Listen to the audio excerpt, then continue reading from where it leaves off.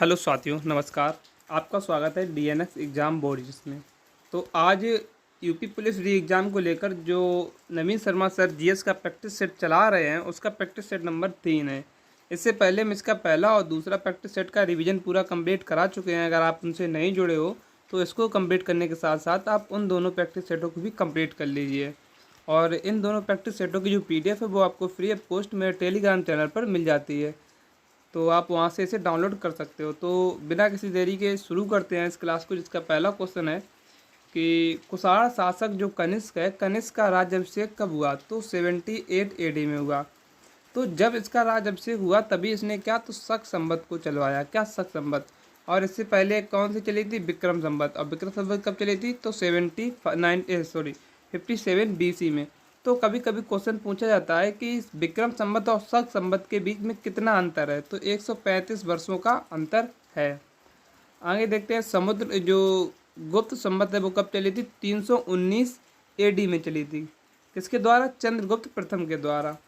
अब आगे देखते हैं कि जो कुषाण वंश कनिष्क था, कनिष्क का शासनकाल कब तक? तो 78 एडी से लेकर 111 एडी तक था। और इसने शुद्ध सोने के सिक्के चलवाए। इसके दरबारी से ज़्यादा क्वेश्चन पूछता है। तो चरक इसके दरबार में रहते थे, नागार्जुन भी इसके दरबार में रहते थे, अश्वघोष और वसुमित्र किसके दरबार में रहते थे? तो कनिष्क के दरबार में रहते थे। नागार्जुन की एक पुस्तक है प्रज्ञावरण सूत्रम, मित्रा सूत्रम। और इनके भारत का आइंस्टीन किसे कहा जाता है? तो नागार्जुन को ही कहा जाता है। अगर आपसे बात की जाती कुषाण के जो कनिष्क था शासक, वो किस धर्म से? तो बौद्ध धर्म की महायान शाखा से संबंधित था। कुछ वंश हैं उनके राजधानी, जैसे चालुक वंश की राजधानी कहाँ है? तो बादामी, जिसे बातापी के नाम से भी जाना जाता है। पल्लव वंश की कांचीपुरम है। हर्ष जो राजा हर्ष है, इन्हें अपनी राजधानी कहाँ, थानेश्वर से कहाँ, कन्नौज स्थानांतरित कर ली थी। पांड्य शासक की राजधानी कहाँ है? मदुरई थे। काकतीय वंश की वारंगल है। और कदम वंश की बनवासी है। चालुक्य की राजधानी कहाँ है? अभी बताया, बादामी, जिसे हम बातापी के नाम से भी जानते हैं। और चालुक्य वंश के संस्थापक कौन है? तो पुलकेशन प्रथम है। आगे देखते हैं कि महाराजा धीराज की उपाधि धारण किसने की? तो चंद्रगुप्त ने की। किसने? चंद्रगुप्त ने की। अगर बात किया गुप्त साम्राज्य की संस्थापक कौन है? तो श्रीगुप्त है। फिर उसके बाद कौन आया? घटोत्कच आए। फिर उसके बाद चंद्रगुप्त प्रथम, जो 319 एडी से लेकर 335 एडी तक रहे। और इसके बाद कौन आए? तो समुद्रगुप्त आए, जो 335 एडी से लेकर 380 एडी तक रहे, जिन्हें भारत का नेपोलियन भी कहा जाता है। इन्होंने एक साथ 9+12 राजाओं को हराया था। तो इसी कारण ने जो अंग्रेजी लेखक हुए विसेंट स्मिथ, इन्होंने अपनी पुस्तक दी अर्ली हिस्ट्री ऑफ इंडिया में लिखा है, इन्हें भारत का नेपोलियन कहा है। चंद्रगुप्त द्वितीय, तो यानी कि समुद्रगुप्त के बाद गद्दी पर कौन बैठा? चंद्रगुप्त द्वितीय, जो 380 एडी से लेकर 414 एडी तक रहा। कब से? 414 एडी तक। अब आगे देखते हैं कि किस काल को भारत इतिहास का स्वर्ण काल कहा जाता है? तो गुप्त काल को भारतीय इतिहास का स्वर्ण काल कहा जाता है। 5वां क्वेश्चन है, किस गुप्त शासक को पहली बार अभिलेख जारी करने का दायित्व दिया गया? तो गुप्त शासक को पहली बार किसे? तो समुद्रगुप्त को, जिसके शासनकाल में प्रयाग प्रस्ती अभिलेख इसके दरबारी जो कवि थे हरिसेन, उसने जारी किया था। 6वां क्वेश्चन है, चंद्रगुप्त के 9 रत्नों में कौन से फलित ज्योतिष का संबंध था? तो छपड़क। छपड़क कौन था? ज्योतिष था। तो 9 रत्न के कौन कौन से? इससे पहले एक बात जानकारी जान लें कि फायान जो चीनी यात्री था, वो उन्हीं के शासनकाल में भारत आया था और ये प्रथम चीनी यात्री था। अब देखते हैं कौन कौन 9 रत्न थे। पहला तो छपड़क हो गया।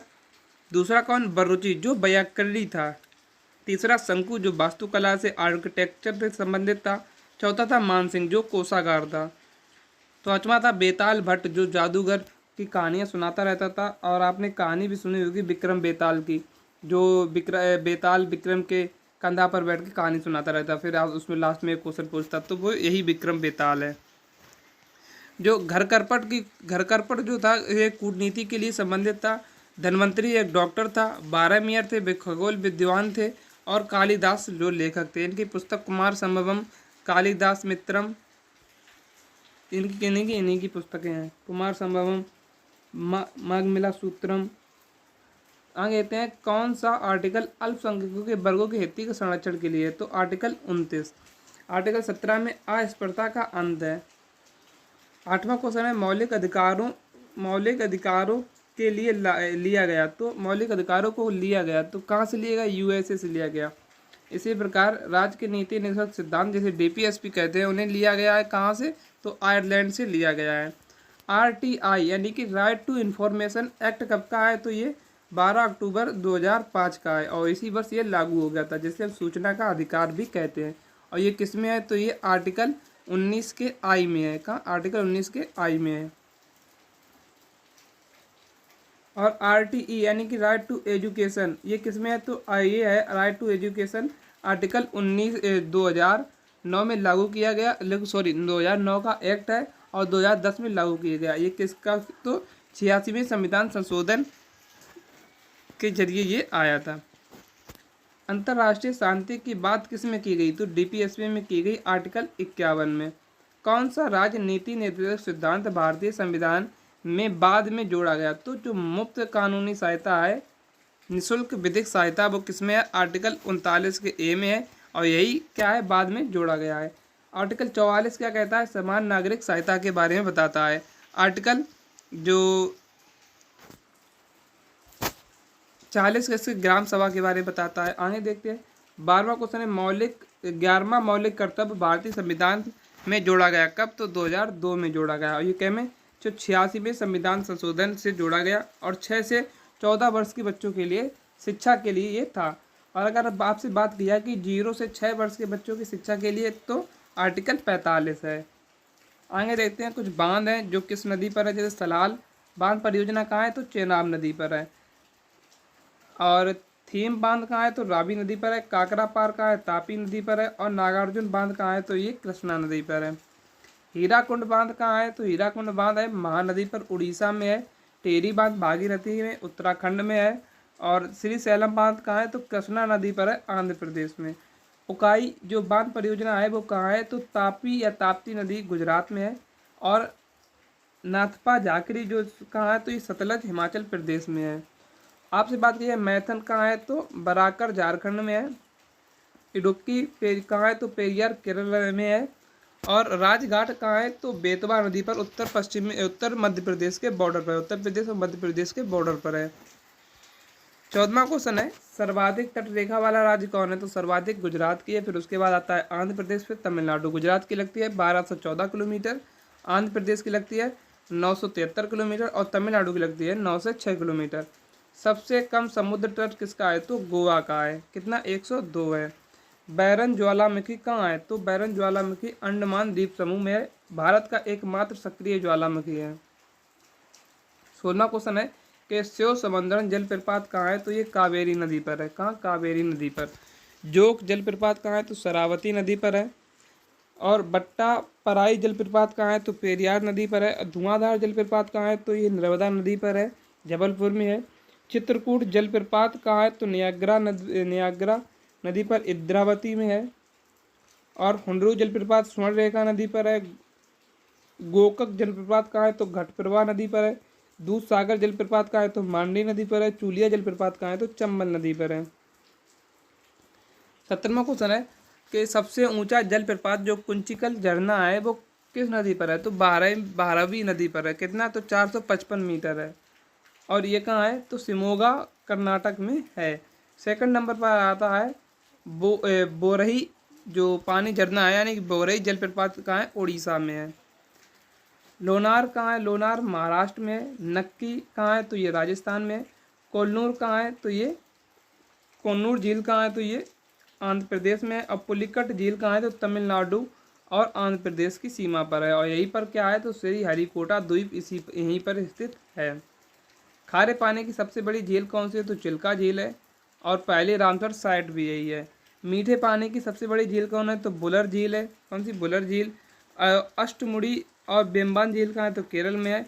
फुलियर झील कहाँ है? तो पीलीभीत में है। 19वां क्वेश्चन है कि एक व्यक्ति स्थिर जल में नाव पर खड़ा है, यदि वह किनारे की ओर चले तो नाव कहाँ जाएगी? तो नाव पीछे की ओर जाएगी, किनारे से दूर जाएगी। क्रिया प्रतिक्रिया नियम, जब ताप में वृद्धि की जाती है तो द्रव का पृष्ठ तनाव क्या होता है, तो घट जाता है। जब ताप में वृद्धि की जाती है तो पृष्ठ तनाव घट जाता है। बूंदों का गोलाकार होना किसका पृष्ठ तनाव का उदाहरण है। सुई का जल में तैरना किसका पृष्ठ तनाव का सिद्धांत है।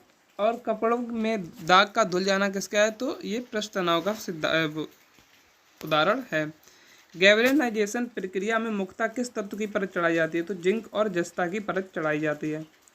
एल्यूमिनियम का ऑक्साइड जो बॉक्साइड किसका आयस है, तो एल्यूमिनियम का है।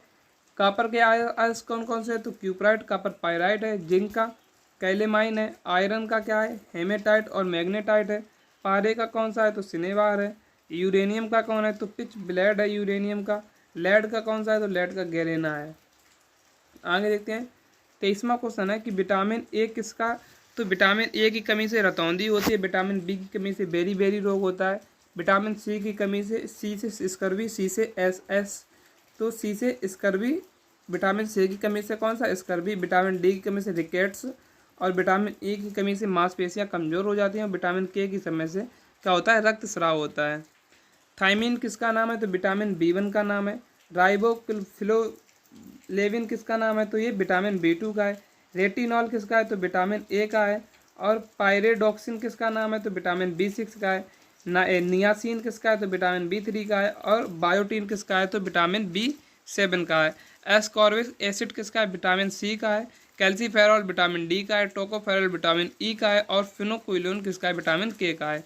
और साइनोकोबालमिन किसका है, तो ये विटामिन B12 का है, जिसमें कोबाल्ट धातु भी मिली होती है, पाई जाती है।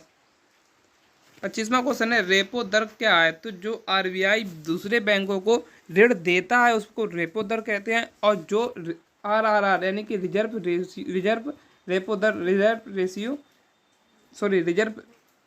रेपो दर किसे कहते हैं, तो ये RBI अल्प समय के लिए जो बैंकों से उधार लेता है इसे रिजर्व रेपो दर कहते हैं।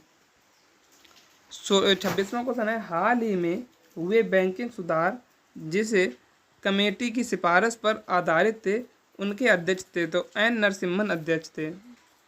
रंगनाथन समिति के अध्यक्ष कौन है, तो भुगतान संतुलन है। और गोपाई भुगतान संतुलन से संबंधित है। और गोईपोइया जो है समिति ये किसे, तो बैंकिंग सुधार से संबंधित है। एग्जिम बैंक की स्थापना जो एक्सपोर्ट इंपोर्ट बैंक है इसकी स्थापना कब हुई, तो 1982 में हुई। जब किसकी, तो जब नाबार्ड की स्थापना हुई। NABARD नाबार्ड की। सिडबी की स्थापना कब हुई, तो जब इसकी स्थापना हुई तभी इसकी नाबार्ड की स्थापना हुई, यानी कि 1982। और सिडबी की स्थापना 1990 में हुई। हाँ 1990 में हुई। हेडक्वार्टर कहाँ है इसका, अगर पूछा जाए कि एग्जिम बैंक का हेडक्वार्टर कहाँ है, तो मुंबई में है। सिडबी का हेडक्वार्टर कहाँ है, लखनऊ में है। RBI के नोटबंदी के समय गवर्नर कौन थे, तो उर्जित पटेल थे।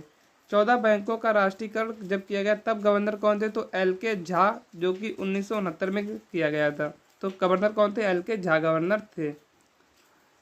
29वां क्वेश्चन है भारत में वर्तमान में सबसे बड़ा राष्ट्रीयकृत वाणिज्य बैंक कौन सा है, तो SBI यानी कि स्टेट बैंक ऑफ इंडिया है।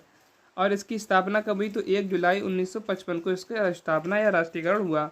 और ये 1921 में क्या इंपीरियल बैंक जो प्रेसिडेंट बैंक के नाम से इसकी जो बैंकें थी, bank of Baroda, bank of Maharashtra, इनका विलय हुआ था, इकट्ठे हुए क्या बनी थी, इंपीरियल बैंक बनी थी। मुंबई शेयर बाजार के बारे में, यह भारत का सबसे पुराना शेयर बाजार है। 1875 में चालू हुआ, लेकिन इसकी जो वर्किंग चालू हुई कब से, तो 1882 से वर्किंग चालू हुई। इसका सूचकांक क्या है, तो सेंसेक्स है। NSE यानी कि नेशनल स्टॉक एक्सचेंज कब का है, तो 1992 का है। दादा साहब फाल्के पुरस्कार जीतने वाली पहली भारतीय कौन है, तो देविका रानी है। पहले पुरुष कौन है, तो वीरेंद्र नाथ सरकार है। और 2023 में कौन जीती, तो वहीदा रहमान जीती। 32वां क्वेश्चन है कि भारत का पहला बायोस्फीयर रिजर्व कौन सा है, तो नीलगिरी बायोस्फीयर रिजर्व है, यानी कि BSR, जो 1986 तमिलनाडु में बनाया, कहा घेराबंदी जिसकी की गई। जैव आरक्षित क्षेत्र जो BSR होते हैं, बायोस्फीयर रिजर्व, ये कुल देश में संख्या कितनी है इनकी? 18 है। सबसे बड़ा बायोस्फीयर रिजर्व कौन सा है? तो ये कच्छ का रण जो जंगली गधों के लिए है। कहाँ? गुजरात में है। शेषाचलम कहाँ है? तो ये आंध्र प्रदेश में है। पंचवटी कहाँ है? MP में है। और डिब्रू साइखोवा कहाँ है? तो ये असम में है। सामाजिक जो सामाजिक नेटवर्किंग साइट है जैसे फेसबुक, लिंक्डइन, ट्विटर, तो फेसबुक की स्थापना कब हुई? 2004 में। लिंक्डइन की 2003 में। ट्विटर की कब हुई? 2006 में हुई। यूट्यूब की 2005 में। व्हाट्सएप की 2009 में। इंस्टाग्राम की 2010 में। स्नैपचैट की 2011 में। स्नैपचैट की कब हुई? 2011 में। प्रिंट सेट की कब हुई? तो ये हुई थी 2010 में। और कू जो भारत का ट्विटर जिसे कहा जाता है, इसकी स्थापना 2020 में हुई। किसने हिंद स्वराज पुस्तक लिखी? तो हिंद स्वराज पुस्तक किसने लिखी? महात्मा गांधी ने। और इन्होंने क्या लिखी? Indian home rule. My experiment with truth किसकी है? तो इन्हीं की है। और किस भाषा में? गुजराती भाषा में लिखी गई थी। PT नेहरू की पुस्तक है कौन कौन सी? डिस्कवरी ऑफ इंडिया किसकी है? तो PT नेहरू की है। सरोजनी नायडू की है गोल्डन थ्रेशोल्ड किसकी है? सरोजनी नायडू की है। और ये भारत की पहली महिला राज्यपाल भी बनी थी।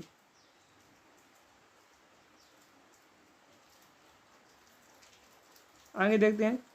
पहला क्रिकेट वर्ल्ड कप आयोजित हुआ कब? तो 1975 में, जिसमें वेस्ट इंडीज ने जीता। फिर इसके बाद दूसरा हुआ था 1979 में, इसको भी वेस्ट इंडीज ने जीता। और फिर तीसरा हुआ था 1983 में, इसमें भारत जीता था कपिल देव की कप्तानी में। T20 स्टार्ट कब से हुआ? तो 2007 में। भारत कब जीता? 2007 और 2014 में भारत जीता है। 36वां क्वेश्चन है जो US का राष्ट्रीय खेल है वो क्या है? तो बेसबॉल है। बेसबॉल में कितने प्लेयर खेलते हैं? तो 9 प्लेयर खेलते हैं। एक टीम से 9 प्लेयर खेलते हैं। बैडमिंटन किसका? मलेशिया और इंडोनेशिया का क्या है? बैडमिंटन है। टेबल टेनिस किसका है? चीन का है। क्रिकेट क्या है? तो ऑस्ट्रेलिया और इंग्लैंड का है। और इसमें 11 प्लेयर खेलते हैं। बुक्काशी किसका है? तो अफगानिस्तान का है बुजकाशी। और कबड्डी किसका है? तो बांग्लादेश का है, जिसमें 7 प्लेयर खेलते हैं। कुश्ती ईरान का है राष्ट्रीय खेल। और वॉलीबॉल जिसमें 6 प्लेयर खेलते हैं, किसका है? तो नेपाल और श्रीलंका का है। जूडो जापान का है। और स्पेन का क्या है? तो सांड युद्ध किसका है? स्पेन का है। बास्केटबॉल में कितने? तो 5 प्लेयर खेलते हैं। और नेट बॉल में 7 प्लेयर खेलते हैं। विश्व हास्य दिवस कब मनाया गया? तो 10 जनवरी को मनाया जाता है। इसी दिन क्या? तो विश्व हिंदी दिवस भी मनाया जाता है। और राष्ट्रीय हिंदी दिवस कब मनाया जाता है? तो 14 सितंबर को मनाया जाता है। पल्स पोलियो डे कब? तो 4 जनवरी को। थल सेना दिवस तो 15 जनवरी को। एयरफोर्स डे 8 अक्टूबर को। और नौसेना दिवस 4 जनवरी को। पराक्रम दिवस नेता सुभाष चंद्र बोस की याद में मनाया जाता है कब? 23 जनवरी को। और राष्ट्रीय बालिका दिवस 24 जनवरी को मनाया जाता है। कालिंजर का किला कहाँ है? तो बुंदेलखंड UP में है। इसे प्रेमियों का किला भी कहा जाता है। चुनार का किला कहाँ है? मिर्ज़ापुर में है। जहांगीर का किला कहाँ है? आगरा में है। रामनगर किला कहाँ है? तो वाराणसी में है। फतेहपुर सीकरी कहाँ है? तो ये आगरा में है। और जाजमऊ किला कहाँ है? तो कानपुर में है। आगरा फोर्ट कहाँ है? तो आगरा में है। तो आज की क्लास को यहीं पर विराम देते हैं। Thanks for watching DNS exam warriors. और सुबह मिलते हैं। इसकी एक क्लास जो UPG की क्लास है उसके सुबह मिलते हैं। तो अपनी तैयारी को मजबूत करते रहिए। मिलते हैं कल एक नेक्स्ट वीडियो में। तब तक के लिए जय हिंद, जय भारत।